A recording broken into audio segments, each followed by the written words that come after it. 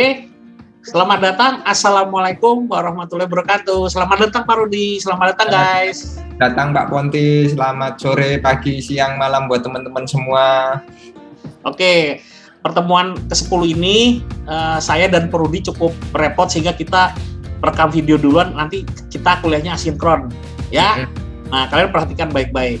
Tanya jawab bisa di pertemuan 11 ya Pak ya, berarti Pak? Ya. Itu, oke. Ini langsung materi atau kita bincang-bincang dulu nih Pak? Ya boleh, bincang-bincangnya jangan lama-lama. Soalnya permintaan dari teman-teman katanya videonya jangan panjang-panjang gitu.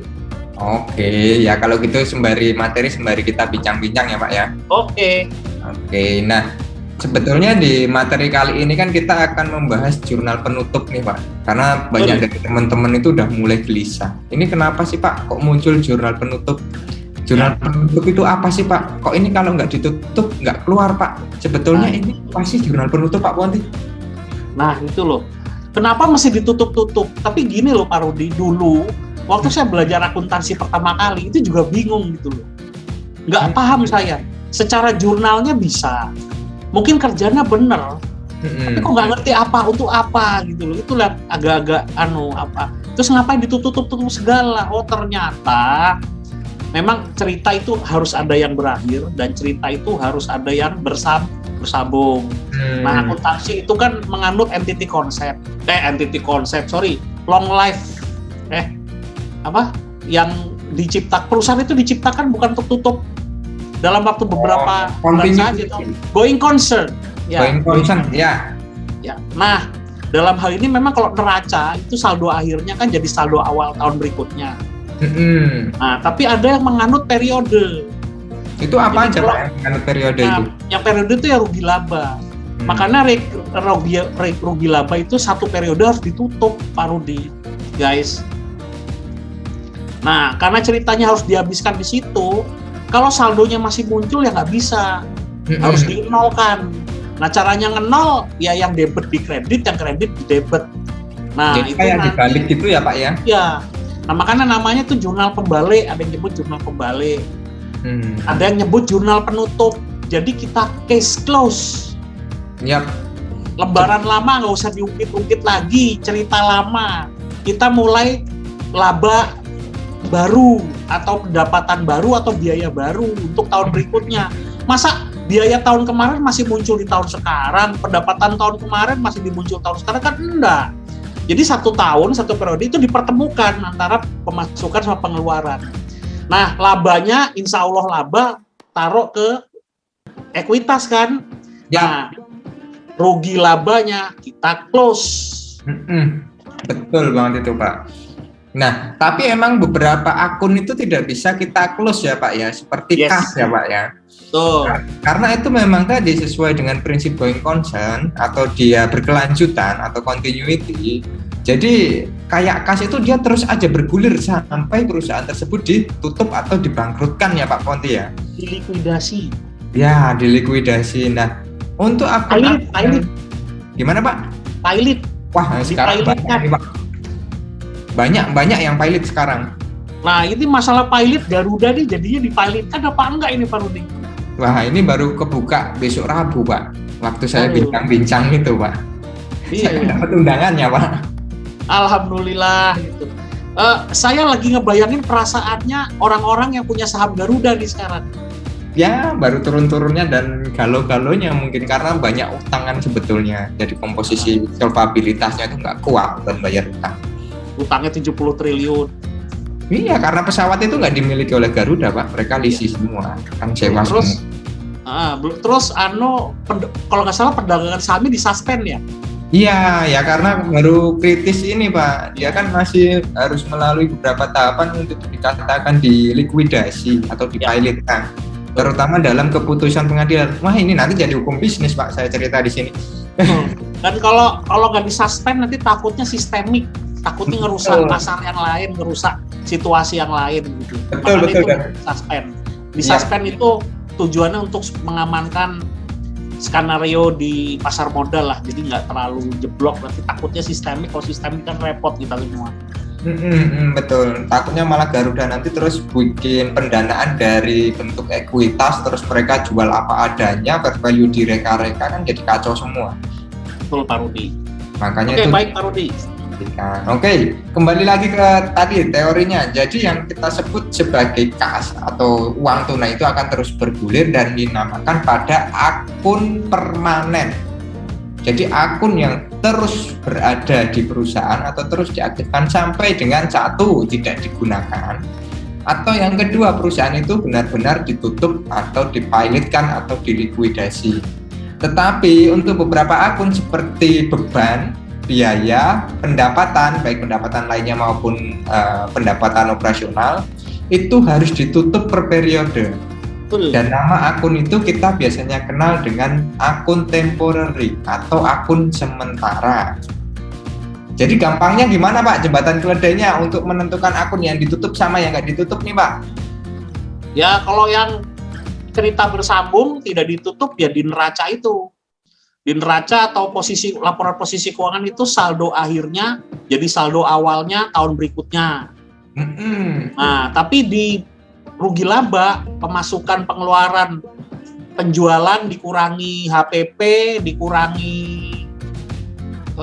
biaya, dikurangi beban. Nah, itu harus ditutup. Ya. Jadi tahun depan itu ya penjualannya mulai dari nol lagi, HPP-nya mulai dari nol lagi, biayanya mulai dari nol lagi, biayanya dari nol lagi, kan bener kan, mulai dari nol lagi, nggak diterusin kan? Betul. Nah, harus ada cut off-nya. Iya, betul Pak. Dan untuk menghafal itu cukup sederhana Pak sebetulnya. Ya. Dengan mekanisme yang sudah kita rancang sebelumnya ya Pak. Di mana kode akun 123 yaitu aset, liabilitas dan ekuitas merupakan akun permanen. Betul. Jadi waktu membuat jurnal penutup, rekan-rekan hanya fokus pada akun 4 sampai dengan 9. Betul. Rugi laba semua tuh. Betul, kita menyusun ini kenapa harus basis angka, kenapa ini itu ada alasannya dan baru kita bongkar sedikit nih di sini supaya teman-teman semua bisa memahaminya dengan mudah. Satu itu maksudnya unsur kiri debit aset. Kemudian dua tiga kanan. Gimana Pak? Ke kiri-kirian. Ya, ke kini-kinian yo. Oke Pak, lanjut ya. Lanjut. Oke, kita masuk ke pembahasan. Yaitu pertama, perhatikan sheet worksheet pada kolom posisi keuangan. Jadi sebelum kita melakukan penjurnalan, terutama jurnal penutup, perhatikan dulu nih worksheetnya. Mohon maaf Pak Rudi, mohon maaf. Ya. Soal latihan sama soal tugas itu sama apa beda ya? Seperti biasa Pak, berbeda. Oke, sip. Oke, ini latihan yang kita bahas. Ini pembahasan. Yes. Soal latihan nanti teman-teman tetap latihan sendiri, nggak langsung otomatis terisi. Betul. Itu. Oke, kita perhatikan di sini. Kita pastikan langkah pertama, kita pastikan bahwa semuanya sudah balance. Baik dari saldo awal, kemudian periode berjalan, kemudian di sini ada saldo akhir periode, itu juga pastikan sudah balance. Kemudian ada juga penyesuaian. Nah, ini juga harus balance dulu. Setelah itu saldo yang disesuaikan juga sudah balance. Nah, kita cek di sini nih Pak. Posisi keuangan masih 0. Dalam artian kita harus memindahkan unsur laba rugi ini dulu ke posisi keuangan, terutama pada elemen ikhtisar laba rugi. Ya. Oke, di sini ikhtisar laba rugi saya asumsikan masuk ke elemen ekuitas. Karena ada beberapa buku atau beberapa materi yang menyatakan bahwa ikhtisar laba rugi itu tidak masuk ke beberapa klasifikasi akun tersebut ya Pak ya. Yes. Jadi dia ngambang. Nah, di sini saya masukkan ke ekuitas. Tujuannya untuk apa? Supaya perjalanan laba rugi perusahaan itu bisa terekam dengan baik dan benar. Oke? Nah, laba rugi ini kita ketahui ada 100 juta untuk pendapatan. Sebentar, pendapatan di sini 100 juta ya. Kemudian ada potongan penjualan di sini kurang lebih ada 2 juta karena di sini tidak ada penyesuaian ya. Jadi ke belakang pasti sama. Ada harga pokok sebesar 80 juta, ada potongan pembelian sebesar 190 juta, kemudian ada ongkos kirim pembelian sebesar 400 juta, dan ada satu penyesuaian biaya gaji. Gimana Pak? 400.000 ongkos kirim.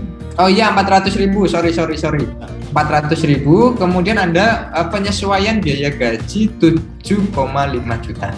Yes. Nah, seperti yang sudah dijelaskan di awal tadi, akun 4 sampai dengan 9 itu harus ditutup. Di mana saldo normalnya itu ketika kredit, dia harus didebitkan. Ketika debit, dia harus dikreditkan. Kecuali pada posisi tertentu yang dia melanggar saldo normal, jadi dia harus dibalik. Jadi gimana ceritanya si laba rugi ini jadi bersifat 0? Intinya itu. Nah, berarti di sini dapat satu kata kunci Pak untuk menutup jurnal. Kita harus mengetahui dulu jumlah yang ada di laba rugi, betul kan Pak? Betul. Oke, kita kembali lagi ke soal kalau begitu. Yes. Di soal, ada soal nomor 2 nih. Atribusikan atau distribusikan atau bagikan ikhtisar laba rugi ke laba ditahan pada periode bulan April 2020 melalui prosedur jurnal penyesuaian. Nah, jadi kemarin ada yang tanya nih Pak itu ikhtisar laba rugi terus ditaruh di mana? Apa dijamin di situ atau ditaruh di laba ditahan? Nah, sekarang kita ungkapkan bahwasannya ikhtisar laba rugi nantinya akan dimasukkan di laba ditahan. Nah, caranya bagaimana? Oke, sebelum masuk ke caranya, saya memberikan asumsi terlebih dahulu di sini. Saya asumsikan bahwa jurnal penyesuaian yang nomor 2 ini untuk mendistribusikan ikhtisar laba rugi merupakan penyesuaian dan setelah ditutup tidak terdapat transaksi lagi.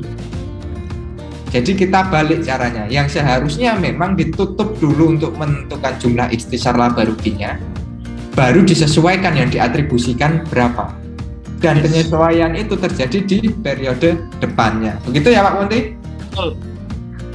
Oke, saya lanjut. Berarti ketika kita akan menyesuaikan ini, ikhtisar laba rugi, yang perlu kita ketahui adalah jumlah profit loss. Yaitu ada 10.290 yang perlu kita kecil. Oke. Nah, gini loh. Nah, laba ruginya ada 10.290. Nah, kita masukkan ke entries karena ini bulan April, berarti akhir bulannya adalah tanggal 30. Pak Rudi, sebentar, ini angkanya kok udah ada yang familiar yang atas itu ya? Ini dari soal sebelumnya, Pak. Oh, ya udah. Karena ini latihan, jadi untuk soal sebelumnya ya kita tutup aja deh. Ya, biar pada nggak ketahuan nih. Iya. Terus referensinya kita isikan JP atau jurnal penyesuaian. Karena ini JP nomor 3, kita isikan ketiga. Nah, kode akun di sini kita cari dulu. Ikhtisar laba rugi itu kredit. Jadi perlu kita debitkan. Karena dia berkurang. Yaitu 390 dengan 399. Oke. 390 dengan 399. Nah, laba ditahan perlu dikredit karena dia akan bertambah. Betul, dioper. Dioper ya, cuma beda ya, reklasifikasi ya Pak ya. Ya, reklasifikasi. Oke, nah di sini kita isikan atribusi ikhtisar laba rugi ke laba ditahan. Oke. Saya kopas di sini, kemudian angkanya tadi 10.290.000. 10.290.000. Kurang 0. Oke. Nah, pastikan di atas ini sudah tertulis balance. Nah, di sini sudah tertutup. Nah, di sini juga tidak ada arus kas. Kenapa? Karena untuk pemindahan laba rugi dan laba ditahan ini merupakan contoh dari penerapan basis aktual. Yes. Ini nggak ada arus kas sebenarnya Pak Tompi.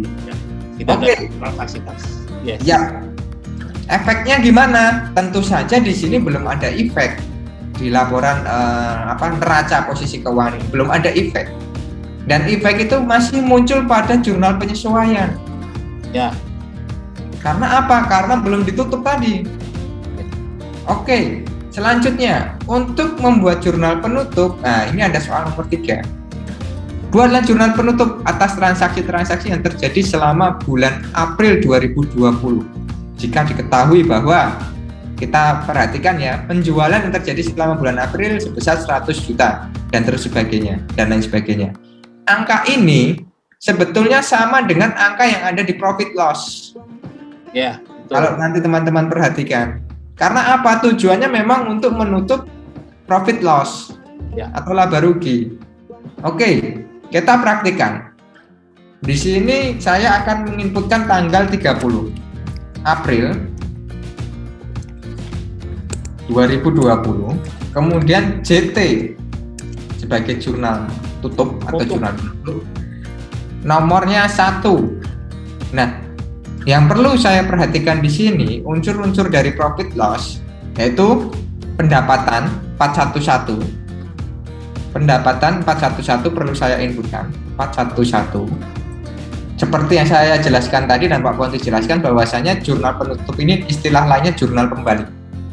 Ya. Jadi yang kredit perlu didebit. Berarti di sini ada 100 juta penjualan perlu kita debit. Debit. Oke. Kemudian ada lagi sebuah potongan penjualan. Oke, karena ini di debit, sabar dulu. Saya cari yang kredit dulu. Ciri khas kredit pada sistem yang kita gunakan ini adalah pasti angkanya positif. Oke, di sini ada potongan pembelian 512. Oke, 512 190.000. Oke, potongan pembelian 190.000. Kemudian ada lagi kah di sini? Oh, sudah habis ya, ternyata hanya ada 2. Oke. Nah, kita masukkan dari potongan penjualan 412. 412. Tadi berapa ya Pak jumlahnya? 2 juta ya? 2 juta, udah benar ya, belum? Betul. Oke. Kemudian kita masukkan lagi di sini ada harga pokok 511. 511 harga pokok di kredit sebesar 80 juta. Kemudian ada lagi ongkos kirim pembelian itu 711 sebesar 400.000. 711 sebesar 400.000. Gaji karyawan. Gaji karyawan 714 ya. Yes. 714 di sini 7.500.000. Kok nggak balance Pak? Belum masuk soalnya tuh, tanggalnya belum diisi, referensinya itu kalau nggak diisi nggak muncul di sistem toh. Oke, kita coba. Aku pernah tuh kayak gitu, ternyata harus dipanggil dulu Pak Rudi. Oh alah, ini kasih referensi ya Pak. Penutupan periode. Sama semua. Nah, sama semua. Ini tambah 1 nih. Ini masih nggak balance. Ayo, kira-kira apa? Coba lagi dilihat di rugi labanya tadi. Nah, di sini sebetulnya ada satu elemen yang belum kita inputkan, Pak. Nah, itu dia. Ini. Ya, totalannya. Selisihnya. Betul, selisihnya itu laba atau rugi. Ketika laba itu dikredit, ketika rugi itu pasti didebit. Debit. Nah, kita lihat selisihnya ada 904 sama 894. Berarti kurangnya di kredit. Yes, karena untung. Betul, karena untung. Untuk ngeceknya kita jumlah dulu nih 100 juta sama 190 keluar di sini jumlahnya. Kemudian yang ini juga sama, kita jumlah pasti keluar di ujung sini nih. Yes. Nah, selisihnya kurang lebih kita coba cek ya. Pasti sejumlah 10.290.000. Nah, balance tuh. Sini penutupan. Akunnya apa? Karena dia termasuk ke laba atau rugi ya kita masukkan ke X besar laba. Rugi laba. Nah. Oke, di sini jurnal penutup. Yes. Nah, kita cek lagi. Soal nomor 4, perhatikan kembali sheet worksheet pada kolom posisi keuangan setelah dilakukannya pembentukan jurnal penutup. Bang. Nah, kita lihat tuh ternyata udah keluar. Kalau neraca udah keluar atau posisi keuangan sudah keluar, kita bisa lihat di balance sheet. Ternyata sudah balance. Yang namanya balance sheet harus seimbang. Hal yang menarik adalah balance-nya di mana? Oh ya, itu atas bawah. Ya, oke. Ya, ini kan ada total aset kiri. Kalau di persamaan dasar akuntansi, ya. Ekuitas tambah kewajiban kanan. Ya. Oke. Kemudian itu ada pendapatan kurangi beban. Masih ingat ya, Pak ya? Betul. Ini loh implementasinya pendapatan kurangi beban. Yang atas tuh apa ya, Pak Rudi? Oh, ada kiri, ada kanan. Ada kiri, ada kanan. Yang mana, Pak? Judul atasnya, coba ke atas judul atas. Oh, ini awal periode. Oh ya, itu awal periode sama akhir periode. Betul. Gitu. Nah, karena yang tadi kita pindah untuk ikhtisar laba rugi ke laba ditahan adalah periode ini yang 10 juta, maka kan harusnya di sini tadi 10 juta dia akan berpindah ke laba ditahan. Itu yang diatribusikan, Pak. Ya. Kenapa kok kayak gitu? Karena perusahaan menganut prinsip going concern. Buktinya di sini dia menabungnya di laba ditahan ya, Pak ya. Yes. Nah, kurang lebih materi kali ini seperti inilah, teman-teman. Pak Ponti. Kalau kalian ngisi-ngisi sih gampang aja, cuman rugi kalau cuman bisa ngisi-ngisi doang gitu. Karena yang mahal tuh penjelasannya. Yap, betul, Pak. Dan ini pun kalau teman-teman saya kasih lihat soal akuntansi keuangan lanjutan ini banyak yang salah di sini.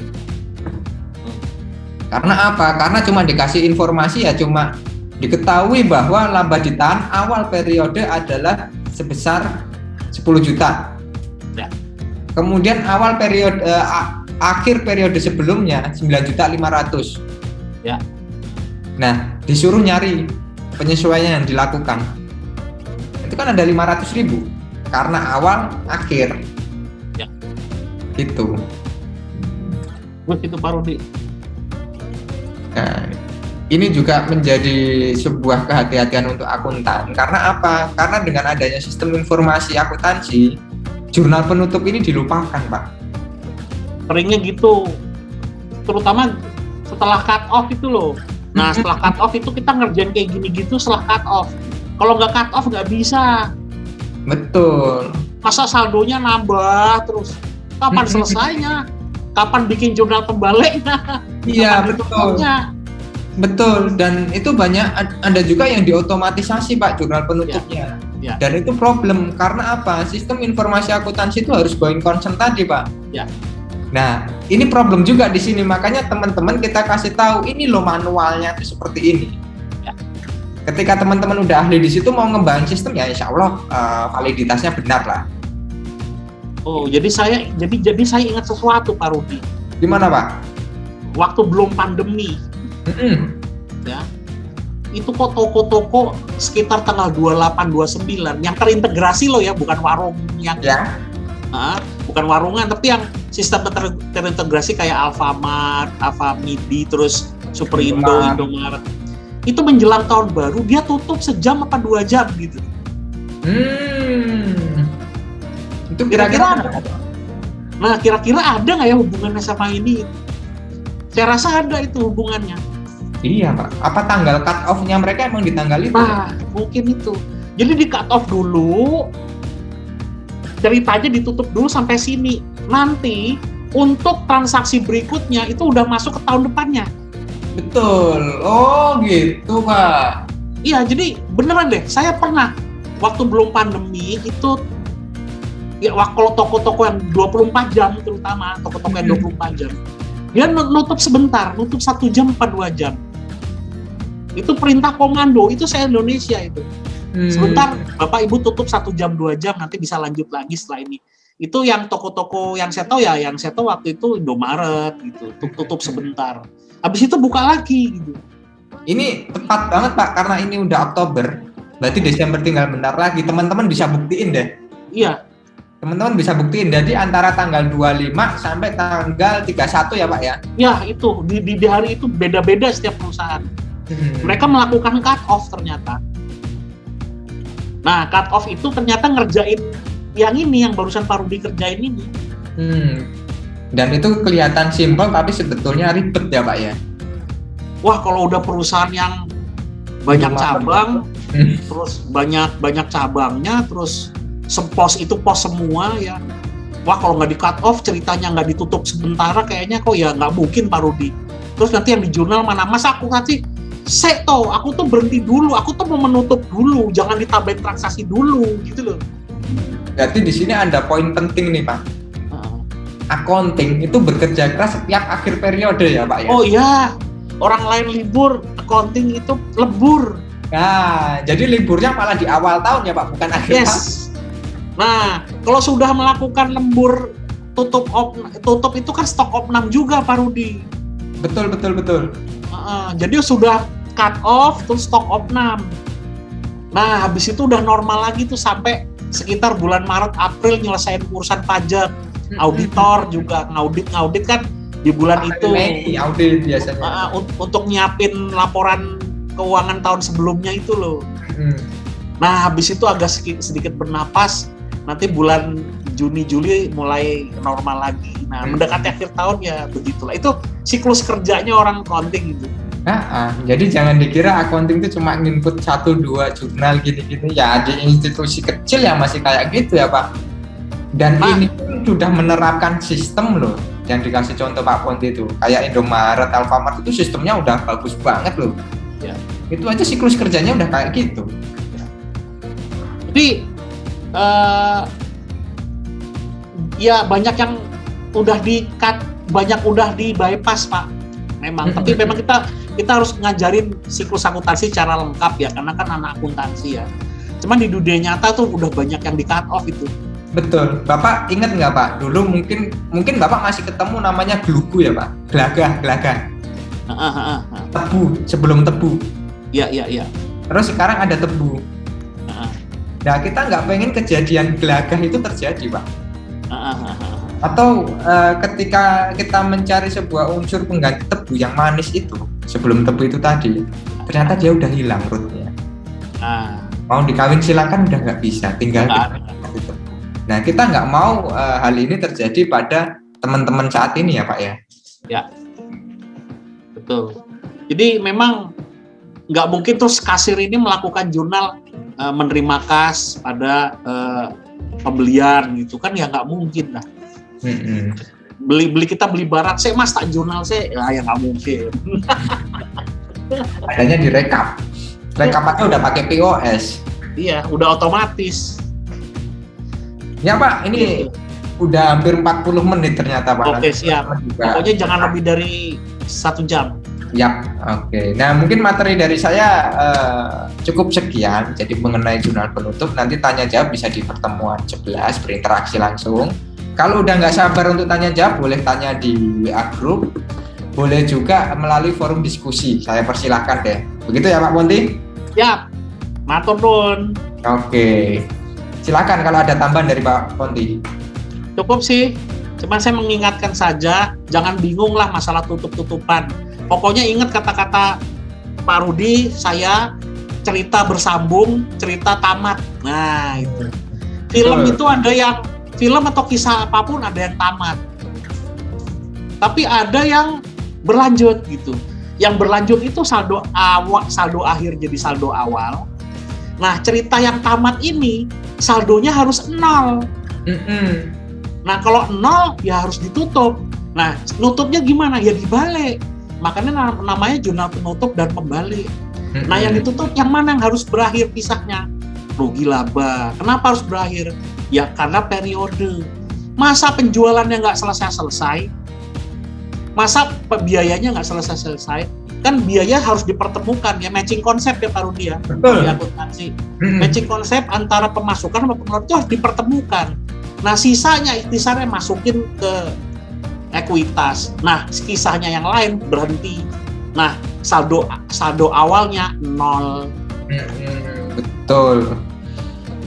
Ya, gitu. Menariknya akuntansi itu di akhir-akhir kayak gini, Pak. Kalau di awal-awal kita masih meraba-raba ya, Pak ya.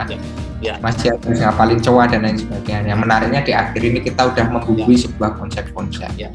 Nah, makanya namanya jurnal ya, journey, dari asal kata journey, perjalanan. perjalanan itu harus terekam dengan baik dan itu jadi informasi yang berguna atau decision usefulness. Nah, nanti kalian akan dengar banyak istilah-istilah kayak going concern, teori kebermanfaatan keputusan ya Pak Rudi ya, decision usefulness. Ya. Itu udah mulai perkenalan sama istilah-istilah itu di akuntansi. Dan pertemuan besok, pertemuan 11 kita sudah mulai masuk ke konseptual mengenai hubungan laporan keuangan dan worksheet. Nah, ini yang menjadi poin mahal di pertemuan kita ini di komputer akuntansi ini. Karena apa? Kita akan mendeteksi jawaban teman-teman itu sudah tepat atau belum. Jadi nggak ada benar apa salah, tepat atau belum. Material atau enggak salahnya. Nah, itu. Tuh, bagus tuh Pak Rudi. Namanya belajar, kesempatan salah itu cuma di kuliah. Betul. Kalau besok-besok kalian jangan bikin salah, tapi di kuliah ini kesempatannya bikin salah gitu. Ya, ini malah kita nanti bisa ngelantur nih Pak. Oke, siap. Kita cukupkan dulu sampai di sini ya Pak Rudi. Ya, siap. Oke. Oke guys, terima kasih sudah mendengarkan. Selamat mengerjakan tugas. Wassalamualaikum warahmatullahi wabarakatuh. Waalaikumsalam.